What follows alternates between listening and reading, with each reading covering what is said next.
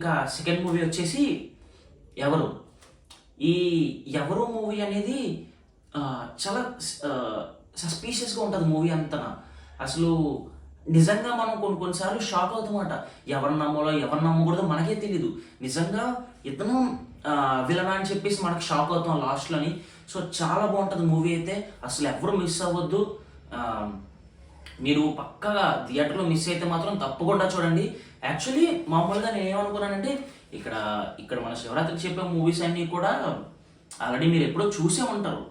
కానీ మీరు ఎన్నిసార్లు చూసినా సరే నేను చెప్పబోయే 5 మూవీస్ మాత్రం మీకు ఎప్పుడు బోర్ కొట్టదు అనమాట. ఈ థ్రిల్లర్స్లో కొన్ని థ్రిల్లర్స్తో ప్రాబ్లం ఏంటంటే మనం ఒకసారి చూడగానే నెక్స్ట్ ఇంకా అర్థమైపోయి మనకి ఎంతగా ఈ టెన్స్ ఫీల్స్ అవన్నీ రావన్నమాట. కానీ ఈ 5 థ్రిల్లర్స్ అలా కాదు. మీరు ఎన్నిసార్లు చూసినా చూసిన ప్రతిసారి ఫ్రెష్ ఫీల్ ఇస్తుంది అనమాట.